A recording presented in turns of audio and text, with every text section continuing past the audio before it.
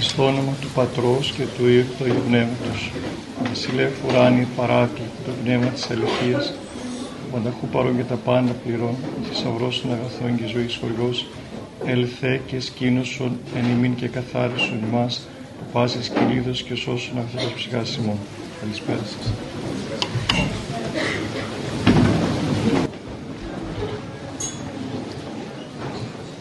Σήμερα γιορτάζουμε τον Άγιο Πορφύριο, τον Καυσοκαλυβή, και σκεφτήκαμε να διαβάσουμε λίγα πράγματα από το λόγο του.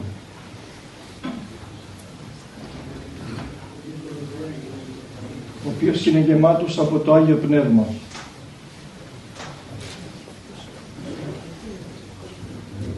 Μας δίνει πρακτικό τρόπο ζωής και ό,τι είναι του Θεού είναι αληθινό.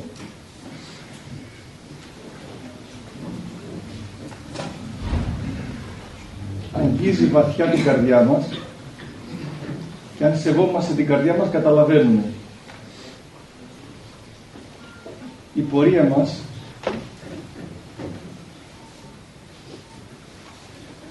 έχει κάποιες αρχές, κάποιο άξονα, τον οποίο αγνοούμε και έχουμε ανάγκη να φωτιστεί η καρδιά μας στην πορεία που ακολουθεί.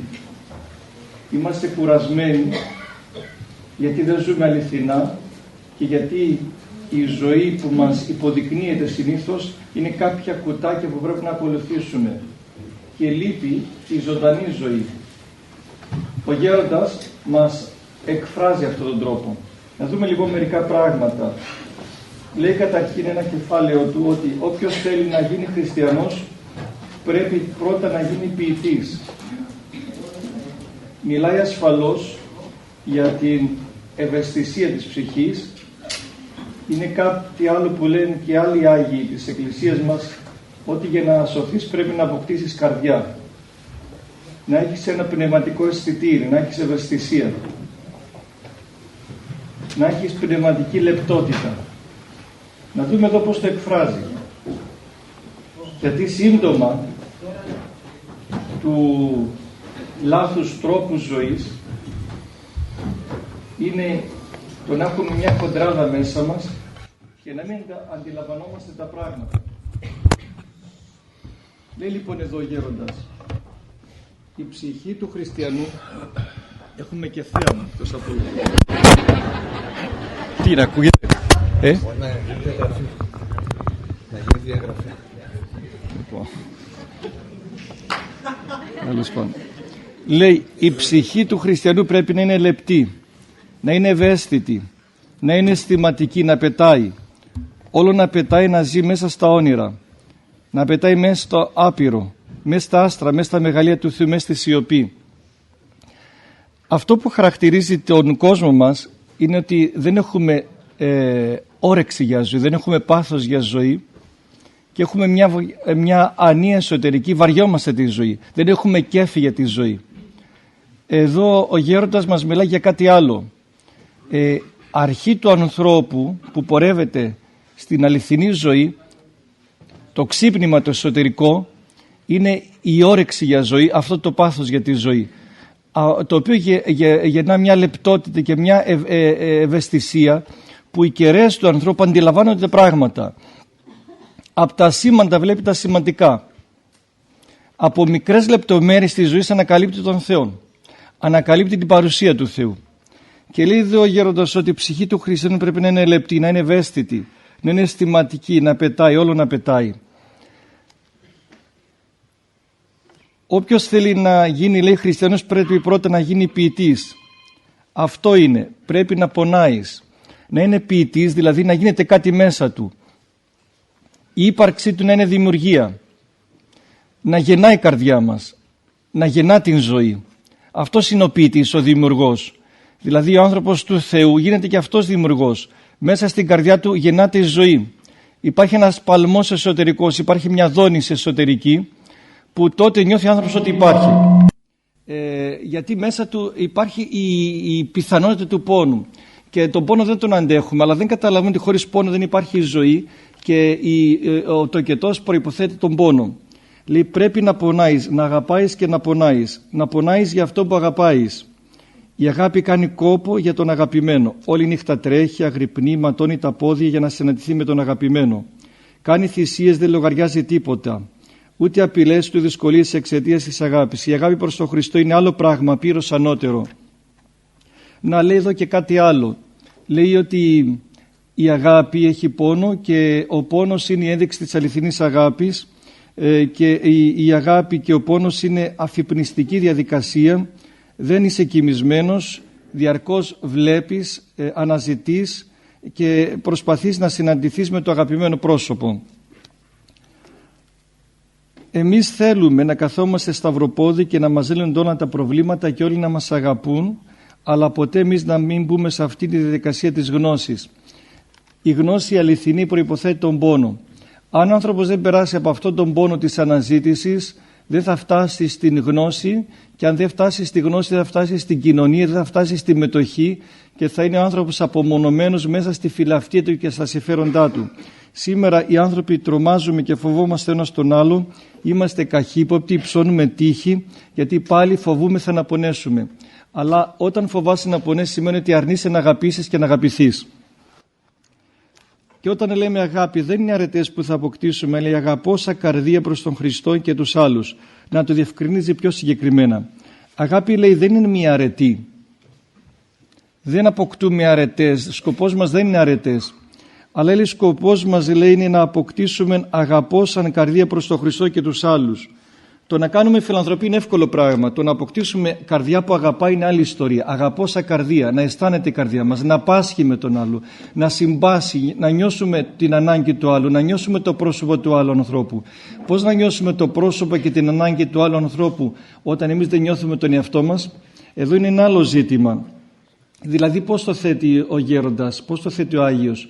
Λέει ότι όλη η ιστορία της ζωής μας είναι να βρούμε την ζωή, να βρούμε τον Χριστό, και αυτό έχει πόνο. Δεν είναι μια βόλεψη σε 5 εκκλησιαστικούς κανόνες για να είμαστε τακτιοποιημένοι και να βρούμε τον Χριστό, αλλά είναι αληθινή πορεία συνάντησης. Το κάθε τι, λέει, εκεί να το στρέφουμε. Βλέπουμε, λέει, μια μητέρα να έχει το παιδάκι της στην αγκαλιά και να το φυλά και να τελαχταράει η ψυχούλα της. Βλέπουμε να λάμπει το πρόσωπό της που κρατάει το αγγελούδι της. Όλο αυτό ο άνθρωπος του Θεού τα βλέπει, του κάνουν εντύπωση και με δίψα λέγει: «Ναι, είχα κι εγώ αυτή τη λαχτάρα στον Θεό μου, στον Χριστό μου, στους Αγίους μας». Να, έτσι πρέπει να αγαπήσουμε τον Χριστό, τον Θεό. Το επιθυμείς, το θέλεις και το αποκτάς με τη χάρη του Θεού. Αυτό που λέμε ποιητής, να αποκτάς τέτοια ευαισθησία από όλα να βλέπεις. Το κάθε τι να γίνεται, να είσαι ένας ευαίσθητος δέκτης από όλα αυτά, να φιλοσοφείς τη ζωή και να παραπέμπεσαι στον Θεό. Όταν βλέπεις τη μάνα με το παιδί, να σου γεννάται αυτή η αίσθηση της λαχτάρας και να πας στη λαχτάρα της καρδιάς σου και στη λαχτάρα της αναζήτησης του Θεού, και εκεί να νιώθεις ότι αυτή η λαχτάρα δεν αφορά μόνο εσένα αλλά αφορά όλο τον κόσμο και δεν μπορείς να χωρίσεις τους ανθρώπους αυτή την αναζήτηση. Εμείς, λέει ο γέροντας, έχουμε φλόγα για τον Χριστό. Τρέχουμε όταν είμαστε κατάκοποι να ξεκουραστούμε στην προσευχή, στον αγαπημένο, ή το κάνουμε αγκαρία και λέμε τώρα έχω να κάνω και προσευχή και κανόνα? Τι λείπει και νιώθουμε έτσι? Λείπει ο θείος έρος. Δεν έχει αξία να γίνεται μια τέτοια προσευχή, ίσως μάλιστα κάνει και κακό. Αυτό είναι τολμηρό, έτσι. Λέω ότι η προσευχή που γίνεται με αγκαρία, που μέσα της δεν έχει αγάπη, όχι μόνο δεν χρειάζεται, όχι μόνο δεν οφείλει, αλλά και κακό μπορεί να κάνει. Και τι θα γίνει? Πώς θα γίνει η καρδιά μας ζωντανή και πώς θα αγαπήσουμε τον Χριστό? Πρέπει να βρούμε τον τρόπο να ευαισθητοποιήσουμε την καρδιά μας, να μαλακώσουμε την καρδιά μας. Και έχουμε πολλές αφορμές. Να βρούμε λοιπόν τον τρόπο, όπως κάποιον άνθρωπο προσπαθείς να τον εντυπωσιάσεις για να τον κερδίσεις, και αυτά τα κόλπα τα ξέρουμε, πρέπει να βρούμε και κόλπα δικά μας για να μαλακώσουμε την καρδιά μας, να αποκτήσει ευαισθησία η καρδιά και να συγκινείται. Λέει, αν στραπατσαριστεί η ψυχή και γίνει ανάξια της αγάπης του Χριστού, διακόπτει ο Χριστός τις σχέσεις, διότι ο Χριστός χοντρές ψυχές δεν θέλει κοντά του. Δέστε τι ωραία που το λέει, ο Χριστός χοντρές ψυχές δεν θέλει κοντά του. Άνθρωπος δηλαδή που δεν καταλαβαίνει τον άλλον, που δεν καταλαβαίνει την κατάστασή του, που δεν τον δικαιολογεί, που δεν μπαίνει στη θέση του, που δεν νοιάζεται να τον αναπαύει, αλλά νοιάζεται μόνο για το δικό του συμφέρον. Τέτοιες χοντρές ψυχές υπάρχουν στον κόσμο, υπάρχουν και στην Εκκλησία. Η ψυχή πρέπει να συνέλθει πάλι για να είναι άξια του Χριστού, να μετανοήσει ως Εβδομηκοντάκης 7. Η μετάνοια αληθινή θα φέρει τον αγιασμό. Ποια είναι η μετάνοια? Δίνει μια διευκρίνηση. Όχι να λες πάνε τα χρόνια μου χαμένα, δεν είμαι άξιος. Αυτό εμείς θέλουμε μετάνοια. Αυτή η μιζέρια και αυτό το κλάμα δεν είναι μετάνοια. Κλείνει την καρδιά μας ακόμη περισσότερο και είναι εγωιστική πράξη. Αλλά λέει μπορείς να λες θυμάμαι και εγώ τις μέρες τις αργές που δεν ζούσα κοντά στον Θεό και στη δική μου τη ζωή κάπου θα υπάρχουν άδειες μέρες.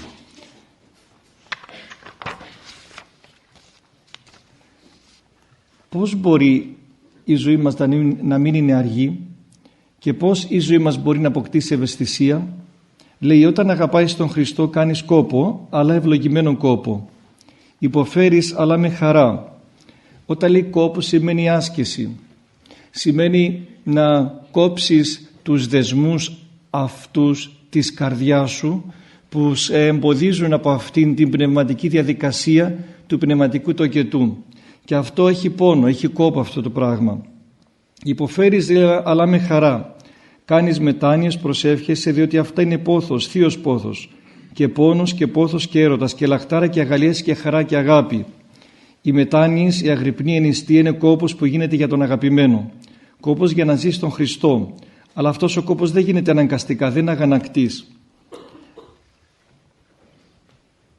Η προσευχή λοιπόν και η άσκηση δεν γίνεται για να νιώσουμε ότι κάναμε μια υποχρέωση, ένα καθήκον. Δεν το κάνουμε για να γίνουμε καλύτεροι,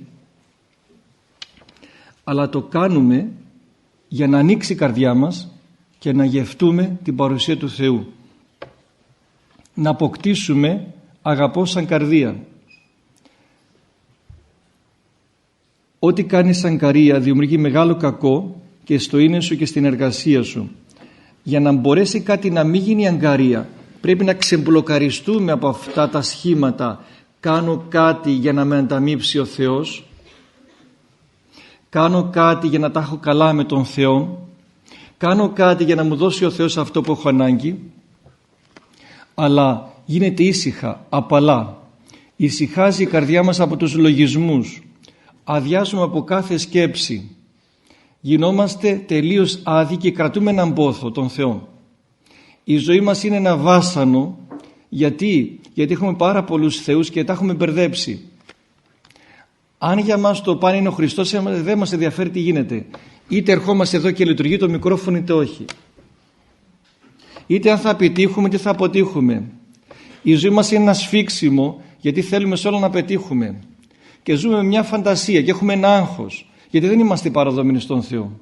Γιατί έχουμε άλλους θεούς που δεν τους εμπιστευόμαστε, έχουμε άλλες αγάπες που τις αμφισβητούμε, προσπαθούμε να τις διεκδικήσουμε, προσπαθούμε να γίνουμε αναγνωρίσιμοι, οτιδήποτε άλλο και χάνουμε τα μυαλά μας.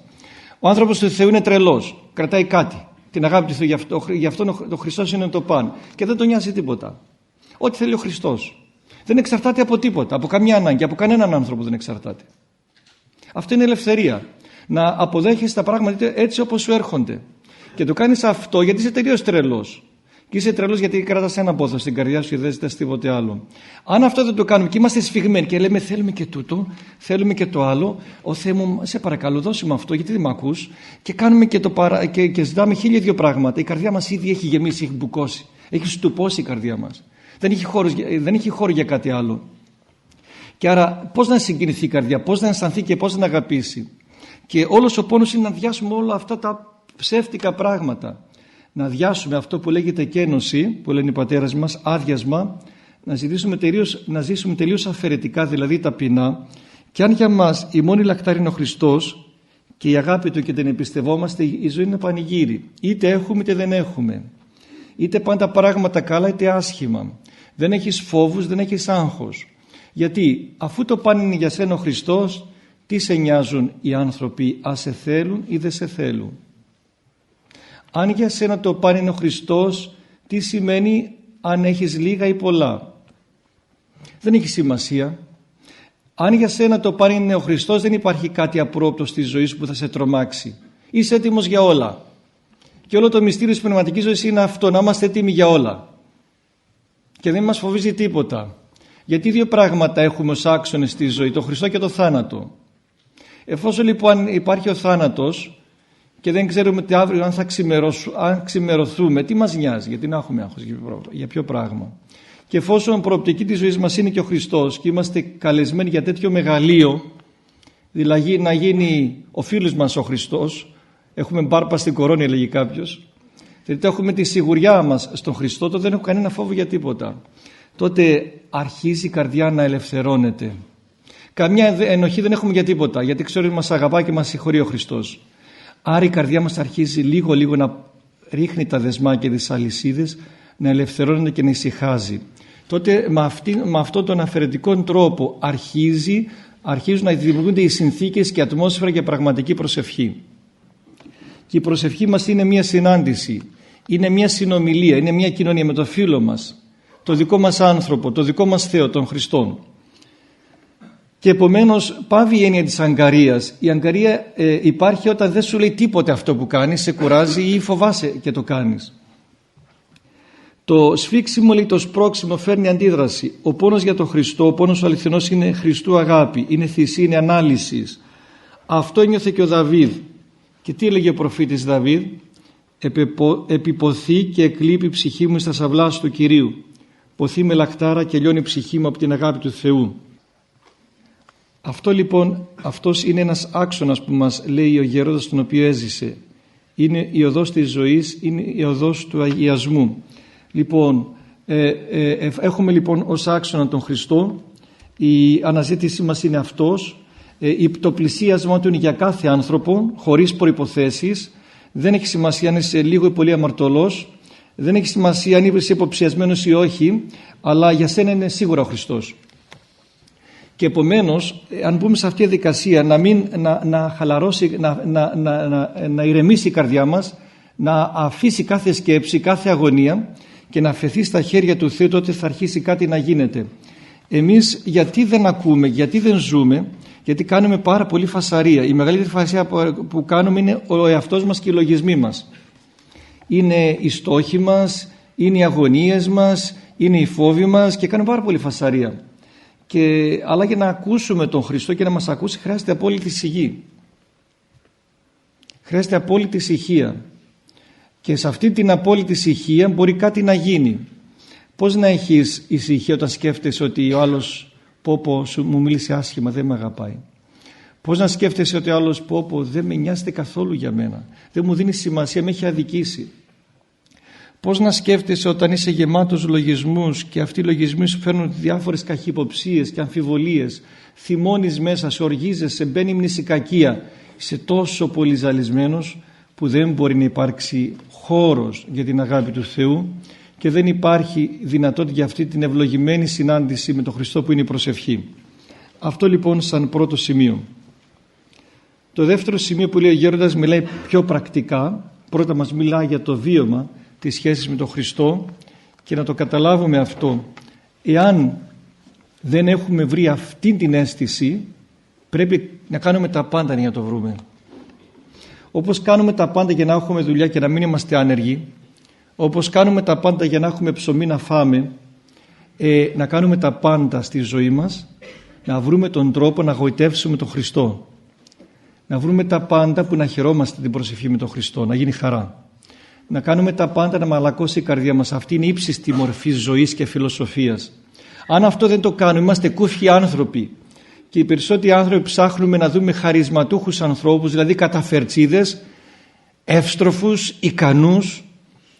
Αλλά αυτό είναι μια βλακεία. Τι να κάνεις έναν έξυπνο άνθρωπο που δεν έχει ζωή μέσα του, έξυπνο κατά δεδομένο του κόσμου, που δεν έχει ειρήνη στην καρδιά του, που δεν έχει ανάπαυση στην καρδιά του.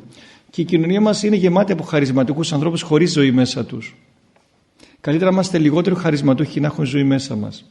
Λοιπόν, όλα αυτό είναι η πορεία της ζωής μας. Να κάνουμε λοιπόν τα πάντα, νύχτα και ημέρα, να βρούμε το κλειδί ο καθένας, τον τρόπο, τον αριθμό αυτό που ανοίγει η καρδιά του για τον Θεό.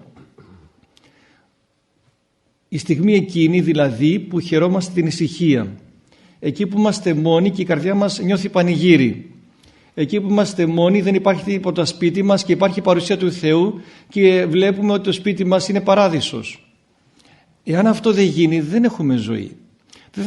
Δεν θα σωθούμε ξαφνικά. Είναι πολύ πιο βολικό να πω έκανα αυτές τις αμαρτίες, εξομολογήθηκα για αυτά για να δω τι μου μείνει. Εντάξει, όλα ξεκαθαρίσαμε, καθαρίσει η ιστορία, τώρα Θεέ μου θα με σώσεις. Δεν είναι έτσι η σωτηρία. Η σωτηρία είναι να μπαίνουμε σπίτι μας και να είναι η ζωή μας ένα πανηγύρι. Γιατί υπάρχει η παρουσία του Χριστού. Χωρίς χαρά δεν υπάρχει ζωή, δεν υπάρχει δυνατότητα τίποτε καλό να κάνουμε. Η βάση και ο τρόπος να νικήσουμε τα πάθη μας είναι η χαρά. Η χαρά της αίσθησης της παρουσίας Του. Πρέπει να κάνουμε τα πάντα για να βιώσουμε την παρουσία του Θεού. Εάν ζούμε την παρουσία του Θεού, είσαι σε ένα υπόγειο της Κασάνδρου και ζεις ότι είσαι σε παράδεισο. Αν δεν έχεις παρουσία του Θεού, είσαι σε ένα παλάτι στο πανόραμα και νιώθεις χάλια. Δεν σε πνίγει το σπίτι σου γιατί είναι 200 τετραγωνικά και δεν χωράς εκεί μέσα. Και βλέπεις το θερμαϊκό και λες πάλι τον ίδιο θερμαϊκό, δεν αντέχω Θεέ μου. Και λες πάλι το ίδιο αυτοκίνητο έχω. Θέλω άλλο μεγαλύτερο κυβισμού. Και μόνο 3.000, θέλω 10.000. Τώρα είναι ιστορίες για αρκούδες αυτά πλέον. Αλλά λέμε το όριο της ανοησίας μας, ότι δεν χορταίνουμε με τίποτα. Και αυτό γιατί λείπει η παρουσία του Θεού. Η παρουσία του Θεού σου δημιουργεί την αίσθηση ότι είσαι ο πιο ευτελής άνθρωπος και ο πιο άρχοντας. Δεν είσαι τίποτα και χαίρεσαι να μην είσαι τίποτα. Ο άνθρωπος που χαίρεται να μην είναι τίποτα, αυτός είναι που έχει ζωή μέσα του. Και τότε αν χαίρεσαι να μην είσαι τίποτα και αυτό είναι μια απόλαυση, γιατί μέσα στο τίποτα που είσαι ζεις τα πάντα, ως μηδενέχοντες και τα πάντα κατέχοντες, τότε δεν σκέφτεσαι αν ο άλλος ενδιαφέρεται για σένα ή όχι. Είσαι πλέον πλήρης. Ένα πράγμα θέλεις, να ενδιαφερθείς για τους άλλους. Είσαι τόσο γεμάτος που λες αυτό που έχω πρέπει να το ζήσουν κι άλλοι, να το δώσουμε και στους άλλους. Και νοιάζεσαι να αναπαύσεις άλλους ανθρώπους. Οι άλλοι σε μισούν και δεν καταλαβαίνεις. Νομίζω ότι σε αγαπούν όλοι οι άνθρωποι. Ενώ αν δεν έχεις τίποτα, όλοι σε αγαπούν, νιώθεις ότι σε μισούν οι άνθρωποι. Αυτό λοιπόν είναι το κενό που υπάρχει μέσα μας, που είναι άλλου είδους, άλλου επίπεδου πρόβλημα. Δεν είναι ψυχολογικό επίπεδο να αναλύσουμε τα πράγματα και να δούμε τι είναι σωστό και τι είναι λάθος. Στα πνευματικά πράγματα το λάθος είναι σωστό και το σωστό είναι λάθος. Ανάποδα πράγματα. Έτσι λοιπόν αυτός είναι ο ποιητής. Αυτό που λέει ο Γέροντας, αυτό είναι ο ποιητής. Να έχουμε τέτοια καρδιά, τέτοια ελευθερία μέσα μας, που να είμαστε στο πιο μικρό σημείο του χώρου και να νιώθουμε ότι είμαστε στο πιο ευρύχωρο σημείο. Λοιπόν, παρακάτω. Όλα λέει να τα αντιμετωπίσετε με αγάπη και καλοσύνη, με πραότητα, με υπομονή και με ταπείνωση. Αυτά λέει είναι μια συμβουλή, αλλά αυτή η συμβουλή είναι καρπός του προηγούμενου βιώματος. Χωρίς αυτό το βίωμα δεν έχει νόημα αυτή η συμβουλή. Δηλαδή τι θα γίνω, θα είμαι ωραία, να το αντιμετωπίσουμε καλοσύνη. Τι καλοσύνη, εγώ μέσα μου τρελαίνομαι. Τρελαίνομαι με σκέψεις αρνητικές για τους άλλους, για την αδικία που μου κάνανε για παράδειγμα. Τι μου λέει εδώ, πού θα βρω αυτή τη δύναμη, δηλαδή τι θα κάνω. Θα πιέσω τον εαυτό μου, θα του πω εαυτό μου ψέματα πιστεύεις, αλλιώς είναι τα πράγματα, δες τα διαφορετικά και πνίξου. Δεν γίνεται αυτό, δεν βγαίνει. Αυτό είναι συνέπεια ενός βιώματος, μιας κατάστασης. Ποιας κατάστασης, ότι έχω χαρά μέσα μου, ότι υπάρχει ζωή μέσα μου και αυτό με ελευθερώνει. Και την καλοσύνη την έχω για να προστατεύσω αυτό που μου απεκαλύφθη, αυτό που μου δόθηκε, αυτό που μου δωρίστηκε. Άρα η άσκηση της αρετής, η τήρηση αυτής της συμβουλής προϋποθέτει μια κατάσταση εσωτερική, ένα βίωμα. Και τηρώ αυτό που λέει για να διαφυλάξω, να μην χάσω αυτό που μου χαρίστηκε. Να δούμε λοιπόν τι συμβουλεύει. Συμβαίνει λέει πολλές φορές να αισθάνεται κανείς υπερβολική στενοχώρια για την κατάσταση του κόσμου. Λέει όλα να τα αντιμετωπίζετε με αγάπη, με καλοσύνη, με πραότητα, με υπομονή και ταπείνωση. Τι σημαίνει αυτό? Καταρχήν να ξέρουμε ότι υπάρχουν διάφοροι χαρακτήρες ανθρώπων. Υπάρχουν κάποιοι άνθρωποι που έχουν μια έτσι χοντράδα συναισθηματική και δεν νοιάζονται και πολύ για το τι συμβαίνει γύρω τους. Όχι πως είναι κακοί άνθρωποι, είναι ο χαρακτήρας τους έτσι. Δεν είναι τόσο ευαίσθητοι. Άνετα βλέπουν ειδήσεις ότι ο τάδε σκοτώθηκε, ο τάδε πνίγηκε, ο τάδε δεν έχει να φάει. Εντάξει, το βλέπουν μία άνεση. Είναι ο χαρακτήρας τους έτσι. Υπάρχουν κάποιοι άνθρωποι που αντιθέτως που έχουν μια φοβερή ευαισθησία, που δεν αντέχουν κάποιος να παιδεύεται, να βασανίζεται, σε σημείο μάλιστα υπερβολής, και να φτάνουν σε κατάθλιψη και να εσωτερικεύουν αυτό που βλέπουν στους άλλους ανθρώπους και να τους γίνεται δικό τους το πρόβλημα αυτό. Γι' αυτά λέει, συμβαίνει λέει πολλές φορές να αισθάνεται κανείς υπερβολική στενοχώρια για την κατάσταση του κόσμου. Να υποφέρει που βλέπει ότι το θέλημα του Θεού δεν γίνεται σήμερα από τους ανθρώπους ή και από τον ίδιο. Να πονάει με τον πόνο το σωματικό και το ψυχικό των άλλων. Η ευαισθησία αυτή είναι δώρο του Θεού. Αυτό είναι καλό αρχικά λέει. Αλλά και ταυτόχρονα δίκοπο μαχαίρι και επικίνδυνο. Πώς το εννοεί εδώ? Η ευαισθησία λέει αυτό είναι δώρο του Θεού. Γιατί ο ευαίσθητος άνθρωπος έχει περισσότερες προϋποθέσεις να ψάξει μέσα του, να αναζητήσει την αλήθεια και να λειτουργήσει με ένα πνευματικό βάθος διαφορετικό. Γιατί έχουμε δει ανθρώπους οι οποίοι έχουν μια ευαίσθητη συμπεριφορά, αλλά μέσα τους καρδιά δεν έχουν. Άλλη εικόνα ενός ανθρώπου και άλλο το μέσα του. Δηλαδή ενώ τους βλέπεις να έχουν μια κοινωνική συμπεριφορά που λες τι ωραίος άνθρωπος, τι ευγενικός άνθρωπος, αλλά να έχουν και μια άνεση να σφάζουν ανθρώπους με τον τρόπο τους, λες πώς το κάνει αυτό ρε παιδάκι μου. Άρα αυτή η ευαισθησία πνευματική του χαρακτήρα είναι κάτι άλλο, κάτι πιο βαθύ. Και λέει στις γυναίκες τη συναντάμε συχνότερα, την ευαισθησία εννοεί. Και ίσως και από τη φύση τους η γυναίκα, επειδή γίνεται μητέρα, έχει ήδη η φύση από τον Θεό δοσμένο, είναι να μπαίνει στη θέση κάποιου άλλου, του παιδιού. Έτσι, και άρα έχει άλλη ευαισθησία, έχει άλλη αντίληψη της ανάγκης του άλλου. Στις γυναίκες λέει τη συναντάμε συχνότερα. Οι ψυχές λέει που έχουν αυτή τη λεπτότητα είναι ιδιαίτερα δεκτικές στα μηνύματα και στη θέληση του Θεού.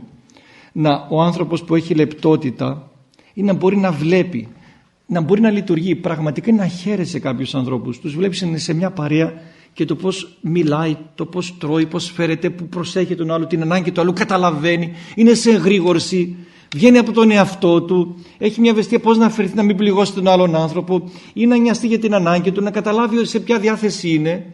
Είναι πάρα πολύ σημαντικό αυτό το πράγμα. Και σε μια σχέση αυτός ο άνθρωπος είναι πολύ ευλογημένος και μια ευλογία για τους ανθρώπους, αλλά και για τον εαυτό του μπορεί αυτό να τον φέρει σε μια πνευματική αναζήτηση διαφορετική.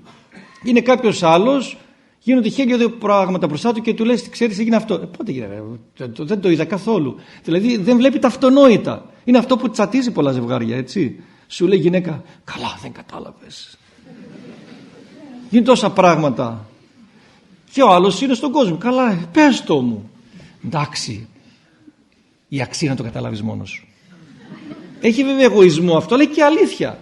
Ότι οφείλουμε να καταλάβουμε. Όχι το οφείλουμε στον άλλο, το οφείλουμε στην καρδιά μας. Γιατί ένας που δεν καταλαβαίνει δεν είναι ότι αδικεί τον άλλο, την καρδιά του αδικεί, ότι η καρδιά του είναι κοιμισμένη. Δεν είναι φοβερό αυτό? Να σου δώσει ο Θεός τέτοιο δώρο την καρδιά σου, την ύπαρξή σου, για να αγαπάς, να ζεις, να καταλαβαίνεις και να είσαι στην κοσμάρα σου. Αυτό είναι έγκλημα για την καρδιά μας. Είναι πρόβλημα με την καρδιά μας. Αυτός ο άνθρωπος δεν καταλάβει ποτέ τι σημαίνει ζωή. Δεν θα φτάσει ποτέ σε πραγματική προσευχή. Ο άνθρωπος της προσευχής, για να έχει προσευχή, πρέπει να έχει αυτή την λεπτότητα, αυτή την ευαισθησία, να καταλαβαίνει. Αυτές λέει οι ευαίσθητες ψυχές έχουν τη δυνατότητα να προχωρήσουν πολύ στην εν Χριστώ ζωή, διότι αγαπάνε τον Θεό και δεν θέλουν να τον λυπήσουν. Διατρέχουν όμως έναν κίνδυνο.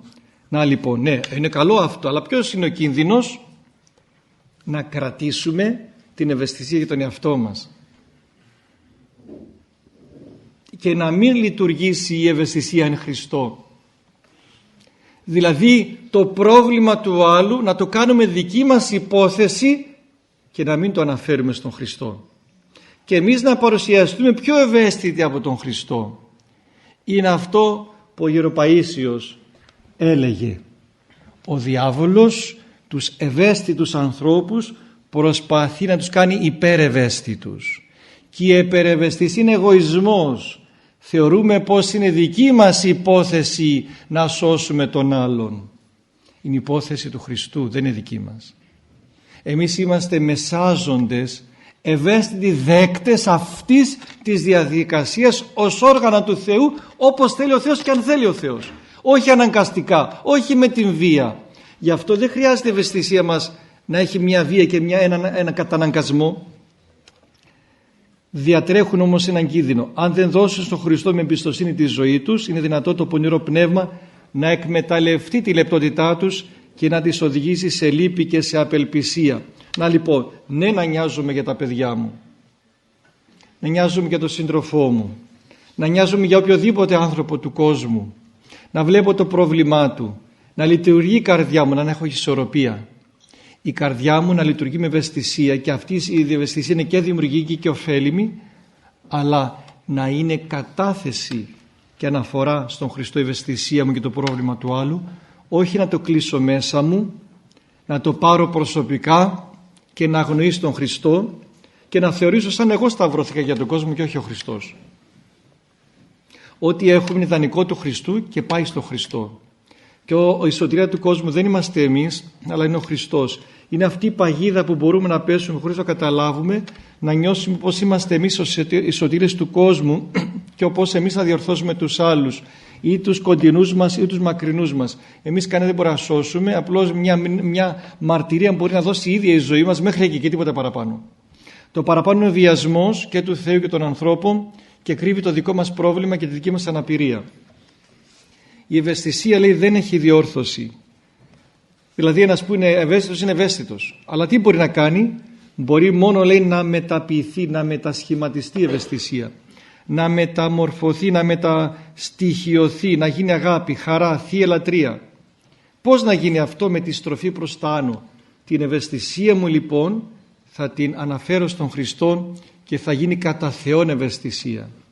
Και τότε αυτό γεννά μέσα στην καρδιά μας χαρά.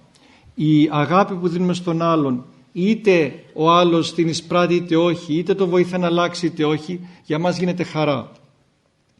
Να στρέψετε, λέει, την κάθε θλίψη στη γνώση του Χριστού, στην αγάπη του, στη λατρεία του.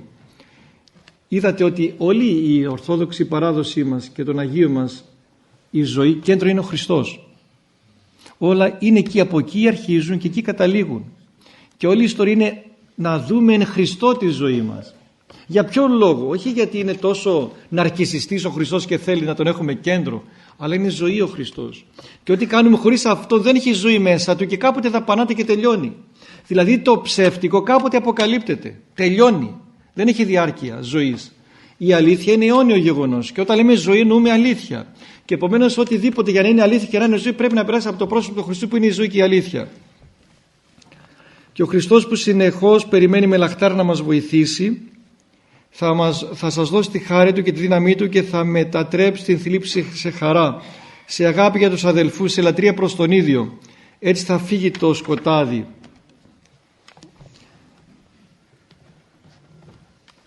Να δούμε λίγο τη διαδικασία.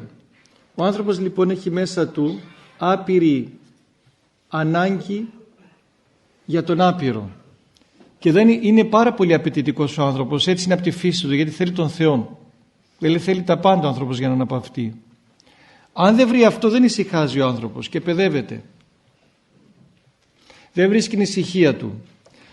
Και επομένως έχει έναν παιδεμό διαρκή ο άνθρωπος. Όταν μπει στη διαδικασία αυτών των παιδεμών να τον αντιμετωπίσει, να τον διαχειριστεί και μπει στην αναζήτηση αυτήν του Θεού, αυτό του γεννάει πόνο του ανθρώπου. Τον μαλακώνει όμως σιγά σιγά αυτός ο πόνος, του γεννά μια υπαρξιακή πνευματική ευαισθησία και όταν πάψει να πιστεύει στον εαυτόν του και στα του κόσμου και στα των ανθρώπων πράγματα και στραφεί στον Χριστό εγκατελειμμένος και άδειος, τότε μέσα σε αυτή την εσωτερική ησυχία, αυτή την ησυχία που ο άνθρωπος μετά από το κλάμα και το πένθος, τότε αυτή η ησυχία είναι η στιγμή της πνευματικής ζωής, του πνευματικού τοκετού του ανθρώπου, γεύεται τη ζωή και μαζί με τη γεύση της ζωή απόκτησε ευαίσθητον καρδίαν που μπορεί να αντιλαμβάνεται και να πάσχει με κάθε άνθρωπο. Και η αγωνία του κάθε ανθρώπου γίνεται δική του, αλλά όχι αγωνία που τον πνίγει, αγωνία που τον ελευθερώνει, που γεννά την προσευχή και τον πάει παραπέρα στον Χριστό. Και λέει τότε μαζί με τον Απόστολο Παύλο, «Νη χαίρο εν τη παθήμασή μου». Η ψυχή σας, λέει, να δίδεται στην ευχή. Κύριε Ιησού Χριστέ, ελεησόμαι. Για όλες σας τις έγνοιες, για όλα και για όλους.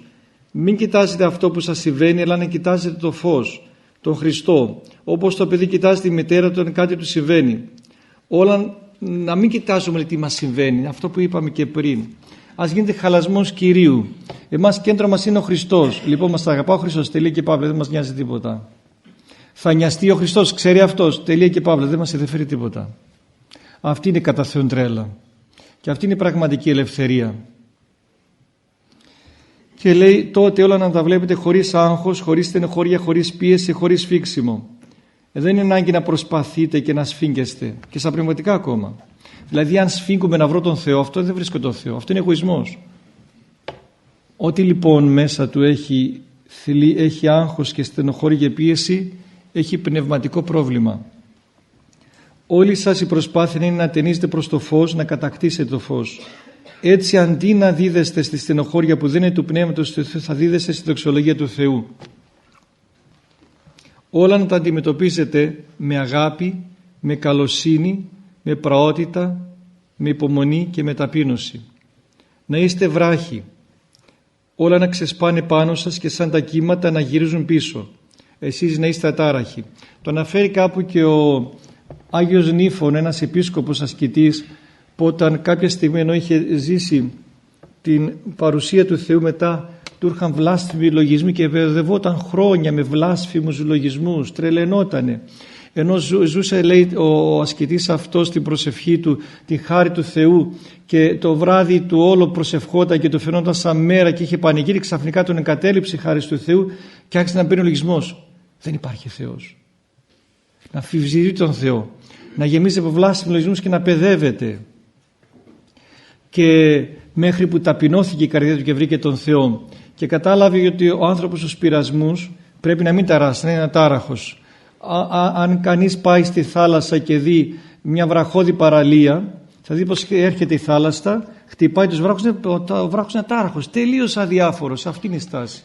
Είμαστε ατάραχοι σε κάθε λογισμό, σε κάθε μας αμαρτία, σε κάθε μας επιτυχία, σε κάθε δυσκολία της ζωής και δεν μας νοιάζει τίποτα. Και η θάλασσα το μόνο που μπορεί να κάνει είναι να ομορφύνει το βράχο. Αυτό τίποτε άλλο. Αυτή η στάση ζωής. Να είδατε, ο ευαίσθητος άνθρωπος από την φύση όλη βλέπει την παρουσία του Θεού. Παντού βλέπει τον Λόγο του Θεού. Από όλα διδάσκεται. Είναι αυτό που είπαμε. Αυτός που το είπε ο γέροντας ήταν ποιητής. Όλα λένε να είστε βράχοι και να είστε ατάραχοι. Αλλά θα πείτε, γίνεται αυτό?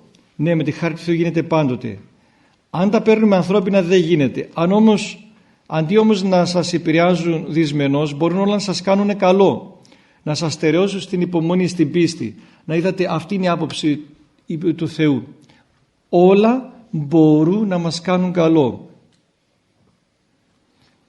Ακόμη και τα άσχημα. Διότι γυμναστική είναι για μας όλες οι αντιδράσεις του περιβάλλοντος και οι δυσκολίες γύρω μας. Γυμνάζουμε τον εαυτό μας πάνω στην υπομονή, στην καρτερία.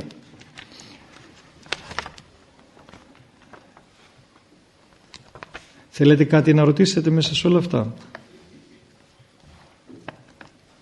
Πέστε μου. Τους λογισμούς, επειδή δεν μπορούμε να ξεχωρίσουμε το καλό από τον κακό λογισμό, έτσι και στην ευαισθησία δεν μπορούμε να ξεχωρίσουμε αν είμαστε ευαίσθητοι ή υπερευαίσθητοι. Άρα πρέπει να αποτανθούμε στο Θεό μόνο με την ευχή ή να πούμε το πρόβλημα όπως πραγματικά είναι. Κοιτάξτε, τι είδους ευαισθησία έχουμε δεν μας ενδιαφέρει. Μας ενδιαφέρει μόνο ο Χριστός. Γιατί τότε αυτή η σκέψη γίνεται λογισμός και μας αποδιοργανώνει. Και τι σημασία έχει να ξέρουμε τι είμαστε? Τι σημασία? Ο σκοπός δεν είναι να ξέρουμε τι είμαστε, αλλά να έχουμε τον Χριστό. Αλλά τέλος πάντων, δεν χρειάζεται και πολύ φιλοσοφία να καταλάβει κανείς είναι ευαίσθητος ή υπερευαίσθητος.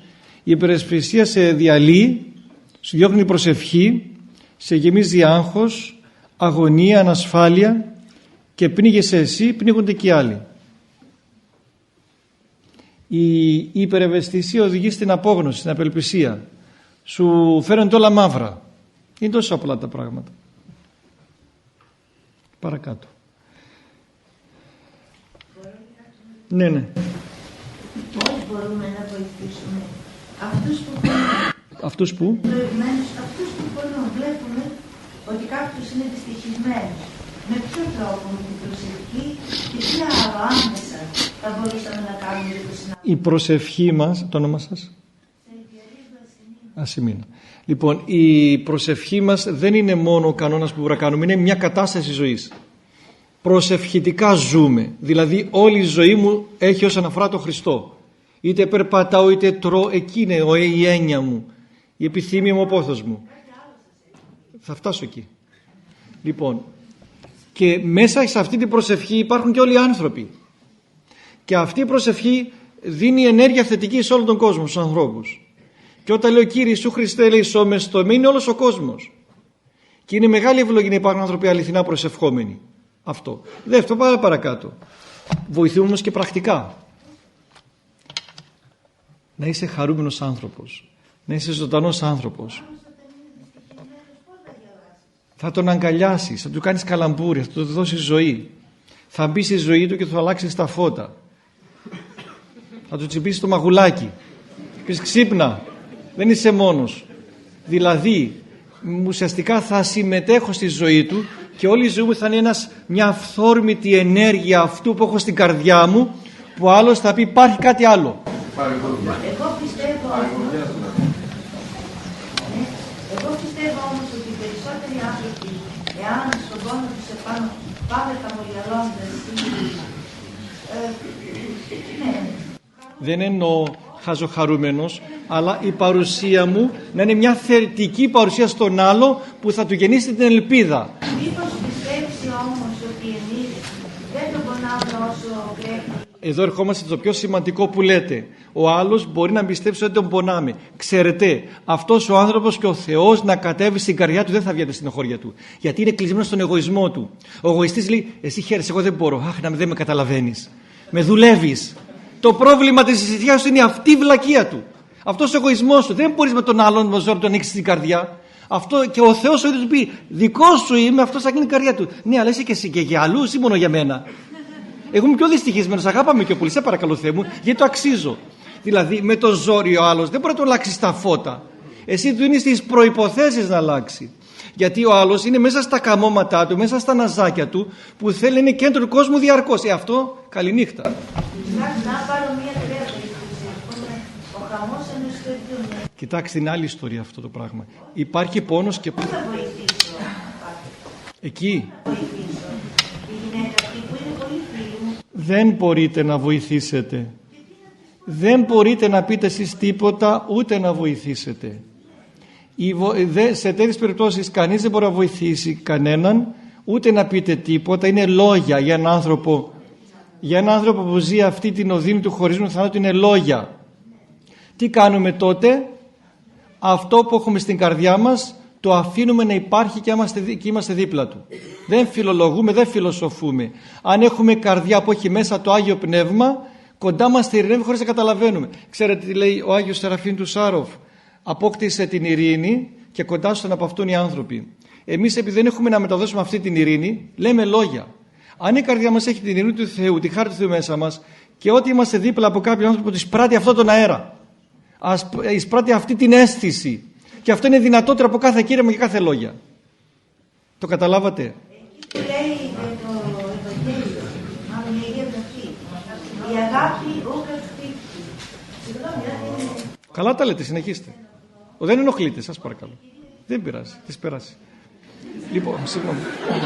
Λοιπόν, δεν εκπίπτει, έχετε δίκαιο. Δεν το είπα ειρωνικά, έτσι. Δηλαδή όλα φεύγουν, δεν είναι τίποτα, σήματα είναι η ζωή μας. Δεν κατεσχύνεται, δεν χαλάει. Γιατί και άλλος να με τη δεχθεί, η ωφέλη... Η αγάπη είναι αγάπη.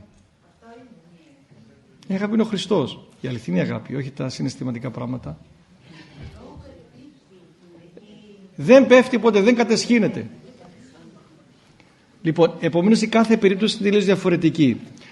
Το πιο σημαντικό είναι να έχουμε ειρήνη μέσα μας και να τη μεταδίδουμε στους άλλους ανθρώπους. Και η προσευχή μας θα είναι ζωή και παρουσία. Απ' την άλλη, σε κάποιον άνθρωπο ελπισμένο δεν θα μπούμε «Αχ, πώς είσαι δυστυχισμένος, σε καταλαβαίνω». Αυτό είναι ψεύτικα πράγματα.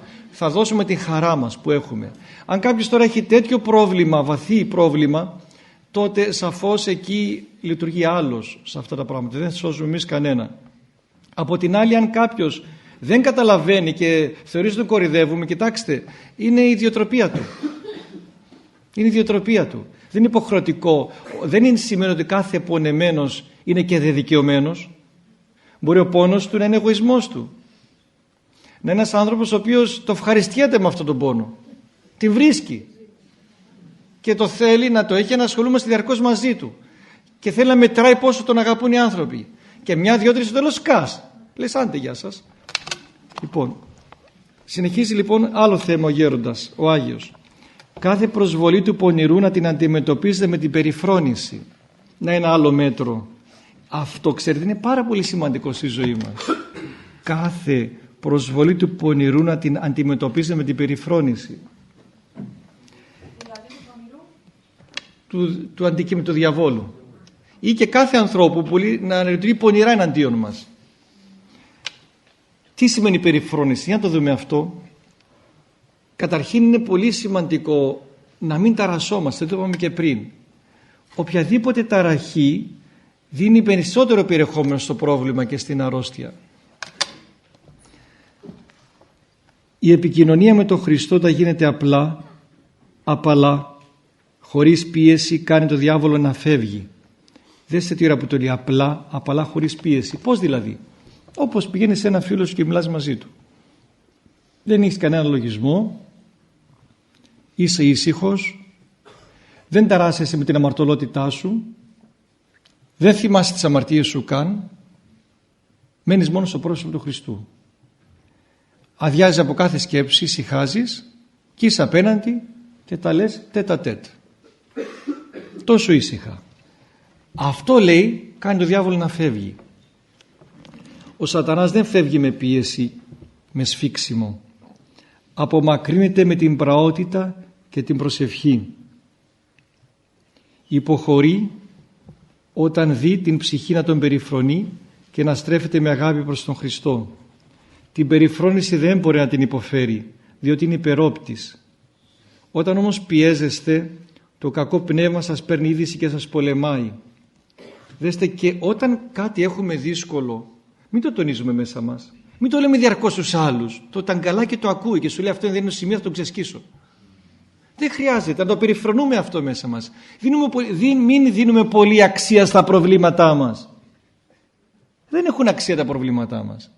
Αφού έχουμε τον Χριστό και το αίτημα της καρδιάς μας είναι αυτό, τα προβλήματά μας είναι ανύπαρκτα.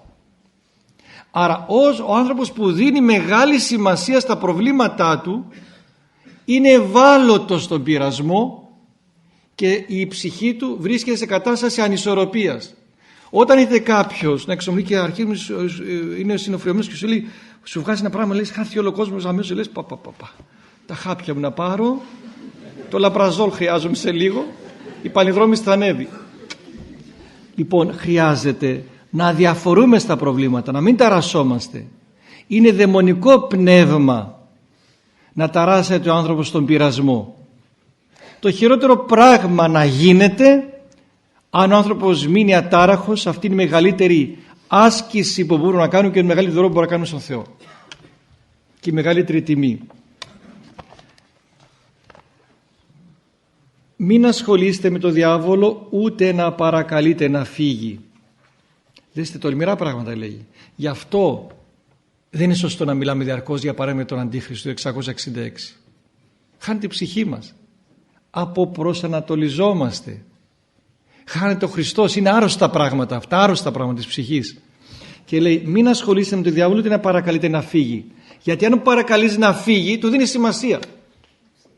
Ακόμη ένας λογισμός που μπορώ να έχω, λες σε κάποιον μην δίνει σημασία και λέει νομίζει του λες να το διώξει. Ούτε να το διώξεις. Αν το διώξεις πάλι του δίνει σημασία. Ας υπάρχει. Όσο θέλει ας κάτσει. Τόσοι είναι. Στην παρέα έρθει και αυτός. Μην δίνουμε σημασία, μην του δίνουμε αξία. Μην ασχολείστε με το διάβολο ούτε να παρακαλείτε να φύγει. Όσο παρακαλείτε να φύγει τόσο σας αγκαλιάζει. Το διάβολο να τον περιφρονείτε.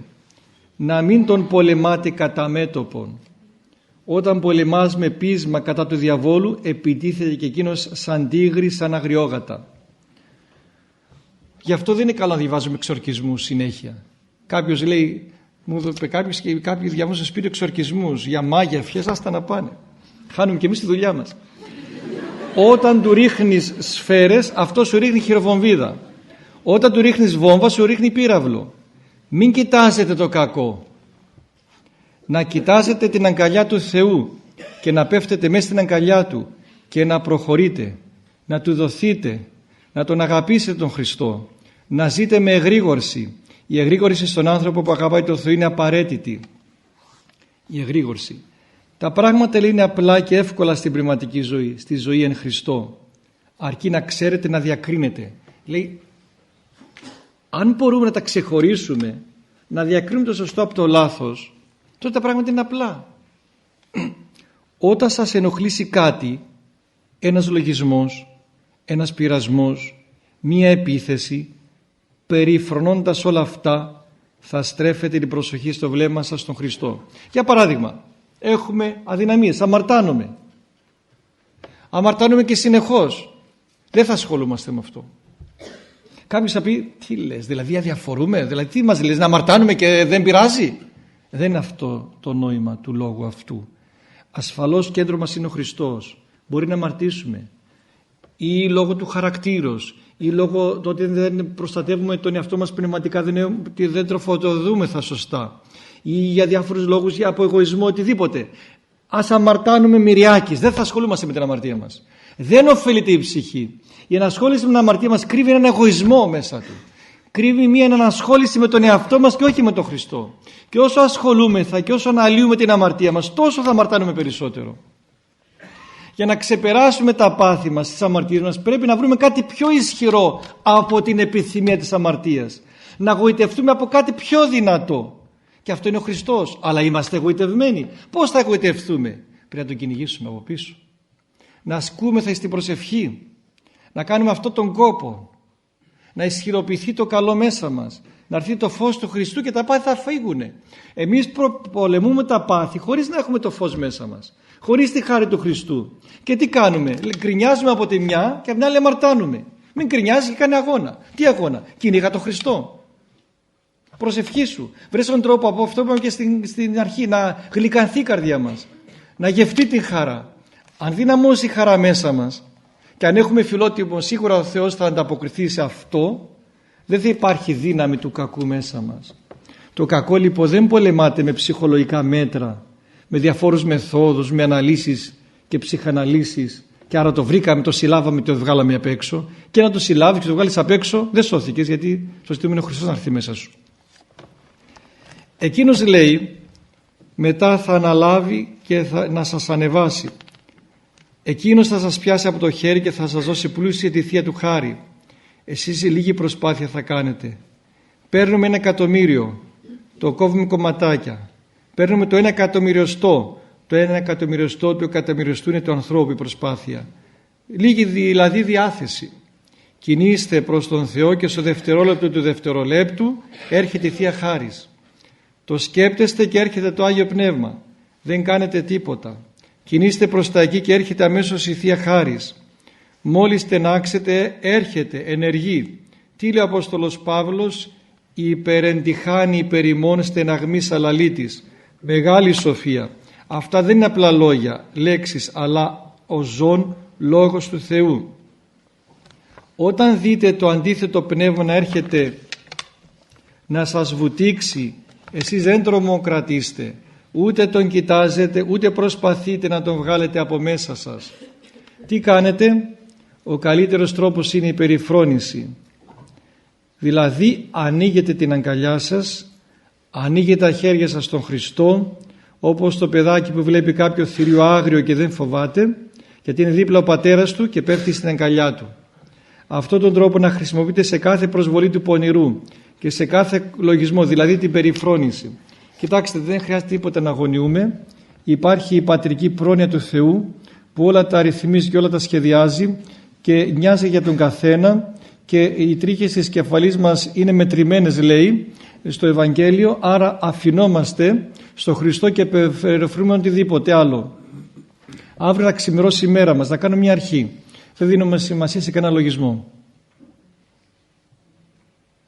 Να έχουμε εμπιστοσύνη στην αγάπη Του και να αγιαζόμαστε μόνο γι' αυτό.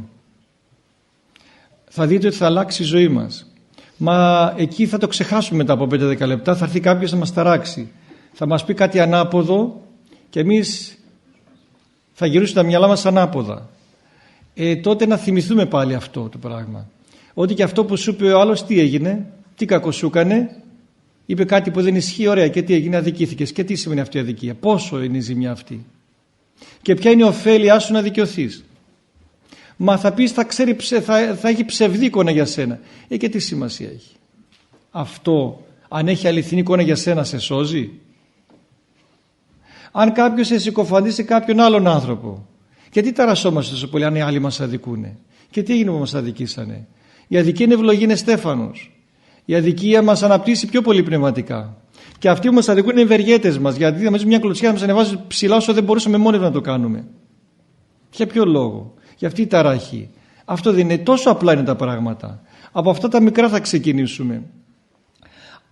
Και αυτό δεν είναι εύκολο, γιατί έχουμε συνηθίσει σε έναν τρόπο σκέψεως που αγωνιούμε για τον εαυτό μας, προστατεύουμε τον εαυτό μας και τίποτα δεν γίνει και τελικά χάνουμε τον εαυτό μας και δεν χαιρόμαστε τον εαυτό μας.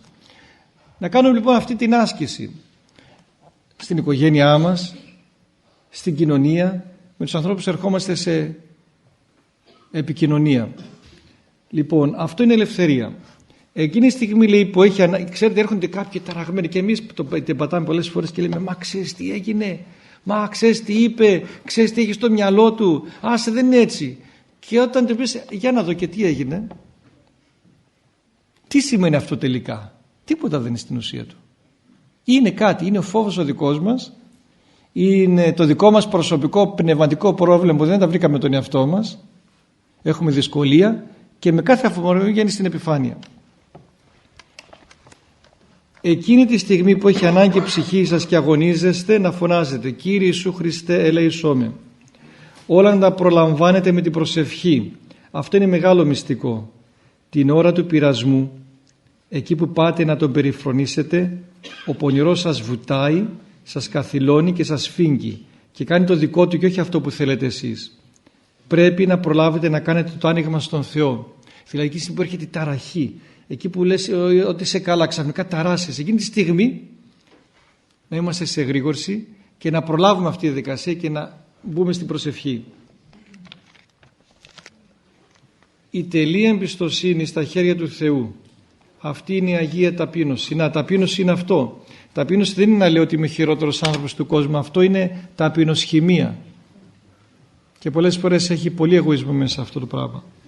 Η τελεία ταπείνωση είναι το άφημα στα χέρια του Θεού. Η τελεία επακοή στον Θεό χωρίς αντίρρηση, χωρίς αντίδραση, έστω και αν ορισμένα πράγματα φαίνονται δύσκολα και παράλογα. Το άφημα στα χέρια του Θεού. Αυτό που λέμε στη Θεία Λειτουργία. Τα λέγει όλα. Πάσαν τη ζωή ημών Χριστό το Θεό παραθόμεθα. Τα αφήνουμε όλα στον Θεό.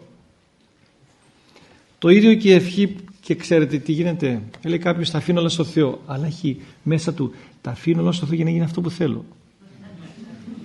Και λέει ναι πάτερ θα τα αφήσω, αλλά θα μου κάνει ο Θεός αυτό το πράγμα. Ωραίο άφημα, έτσι κάνουμε. Αν τα αφήσω στο Θεό, αλλά θα μου βρει γαμπρό. Τα αφήνω στο Θεό, θα λυθεί το πρόβλημά μου. Δεν καταλαβαίνω, άφημα στο Θεό είναι πραγματική ελευθερία. Το ίδιο και η ευχή που λέγεται μυστικά από τον ιερέα. Συ παρακατατεθέμεθα τη ζωή μου να άπασε και την ελπίδα δέσποτα φιλάνθρωπε και παρακαλούμε συ και δεόμεθα και κετεύομαι. Σε σένα Κύριε τα αφήνουμε όλα. Αυτή είναι η εμπιστοσύνη στον Θεό. Αυτή είναι η Αγία Ταπείνωση. Αυτή μεταμορφώνει τον άνθρωπο, τον καθιστά θεάνθρωπο. Ο ταπεινός, να δούμε πώς εννοεί την ταπείνωση, πώς την αναλύει ο Άγιος εδώ. Ο ταπεινός έχει συνείδηση της εσωτερικής του καταστάσεως και όσο και αν είναι άσχημη δεν χάνει την προσωπικότητά του. Δέστε τι λεπτά είναι αυτά τα σημεία, πολύ βαθιά. Ο ταπεινός έχει συνείδηση της εσωτερικής του κατάστασης και όσο και αν είναι άσχημη η εσωτερική του κατάσταση δεν χάνει την προσωπικότητά του. Δεν απελπίζεται δηλαδή πολύ απλά. Και λέει γνωρίζει ότι είναι αμαρτωλός και θλίβεται γι' αυτό, αλλά δεν απελπίζεται. Δεν εξουθενώνει τον εαυτόν του. Δεν είναι καλό να εξουθενώνουμε τον εαυτό μας. Είναι εγωισμός. Και εγωισμός είναι να εξουθενώνουμε τον εαυτό μας, αλλά εξαντλούνται οι δυνάμεις μας και δεν έχουμε μετά διάθεση και δυνατότητα για προσευχή. Ο έχων την Αγία Ταπείνωση δεν μιλάει καθόλου, δηλαδή δεν αντιδράει ούτε σε αυτά που συμβαίνουν, ούτε σε αυτά που επιτρέπει ο Θεός, ούτε στους λογισμούς του υπάρχουν μέσα του. Δέχεται να τον παρατηρούν, να τον ελέγχουν οι άλλοι, χωρίς να εξοργίζεται και να δικαιολογείται. Δεν χάνει την ισορροπία του. Το αντίθετο συμβαίνει με τον εγωιστή, τον έχοντα αισθήματα κατωτερότητας. Στην αρχή μοιάζει με τον ταπεινό, λίγο όμως αν τον πειράξει κανείς αμέσως χάνει την ειρήνη του, εκνευρίζεται, ταράζεται. Ο ταπεινός πιστεύει ότι όλα εξαρτώνται από τον Χριστό και ο Χριστός του δίνει τη χάρη του και έτσι προχωράει. Αν έχετε αγάπη στον πλησίον και στον Θεό, θα δώσει ο Θεός την ταπείνωση, θα δώσει τον αγιασμό. Πώς έρχεται η ταπείνωση? Με την αγάπη, λέει, προς τον Θεό και στον πλησίο. Αν δεν έχετε αγάπη στον Θεό και στον πλησίο, αν δεν πελιάζετε, δεν μπαίνετε στη δικασία άσκησης προσωπικής, θα σας βασανίσει ο σατανάς, θα σας εκδικηθεί ο παλαιός άνθρωπος, θα σας φταίνει όλοι και όλα, θα γκρινιάζετε λέγοντας γιατί τα άφησες αυτό εδώ, γιατί εκεί, και θα νομίζετε ότι δίθεν φταίνει οι δουλειές, ο κόπος. Θα λέτε τι θα γίνει με αυτή η κατάσταση που έφτασα, πώς φέρομαι έτσι, χωρίς να καταλαβαίνετε από πού προέρχεται αυτή η κατάσταση, ενώ αυτό είναι η εκδίκηση των ενστίκτων. Τι λέει εδώ? Ότι ο άνθρωπος που δεν έχει Θεό μέσα του, όλα του φταίνε, είναι ανήσυχος, είναι νευρικός, είναι πολυτάραχος άνθρωπος. Έχει τον ακάθιστο που λένε. Έχει μια ανησυχία χωρίς λόγο μέσα του άνθρωπος αυτός. Γιατί δεν υπάρχει τάξη μέσα του, γιατί λείπει η παρουσία του Θεού. Και μεγιστοποιεί τα πράγματα. Ο άνθρωπος λοιπόν, που δεν έχει Θεό μέσα του μεγιστοποιεί το πρόβλημα, μεγιστοποιεί τις καταστάσεις και είναι πάντα σε μια ταραχή και δεν ησυχάζει και με το παραμικρό τσιτώνει και βρίσκει προβλήματα.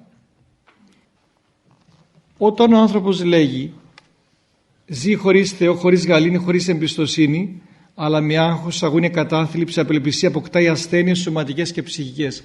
Και μετά συνδέει αυτό ο Άγιος και με τις ασθένειες.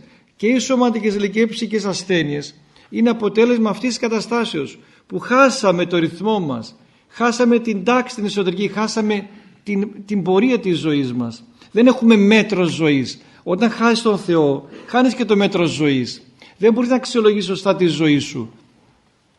Και λέει η ψυχασθένεια, η νευρασθένεια, ο διχασμός είναι δαιμονικές καταστάσεις, με την έννοια αυτή ότι αφήνεσαι στον πειρασμό. Δαιμόνιο επίσης είναι και η ταπεινολογία, αυτό που είπαμε και πριν. Το λένε και αίσθημα κατωτερότητος. Η αληθινή ταπείνωση δεν μιλάει, δεν λέει ταπεινολογίες, δηλαδή είμαι αμαρτωλός, ανάξιος, ελάχιστον πάντων, δεν λέει τέτοια πράγματα. Φοβάται ο ταπεινός μήπως με τις ταπεινολογίες πέσει στην καινοδοξία. Λοιπόν, φτάνει τόσο, πέρασε η ώρα, ναι. Θέλετε να ρωτήσετε κάτι ή όχι? Δεν θέλετε να ρωτήσετε. Λοιπόν, ένα τελευταίο. Λοιπόν, να γίνει αφορμή αυτά που διαβάσαμε σήμερα και έχοντας γνώση ότι η Εκκλησία μας αναγνώρισε ως Άγιο τον Άγιο Πορφύριο, να το βάλουμε στην καρδιά μας, να προσευχόμαστε, να είναι μεσίτης της πορείας μας για τον Θεό και να μας δώσει αυτό το πνεύμα Του. Το πνεύμα που έχει φως, που έχει γλυκύτητα και που έχει αίσθηση Χριστού. Διευχών των Αγίων Πατέρων ημών, Κύριε Ιησού Χριστέ ο Θεός ημών ελέησον και σώσον ημάς.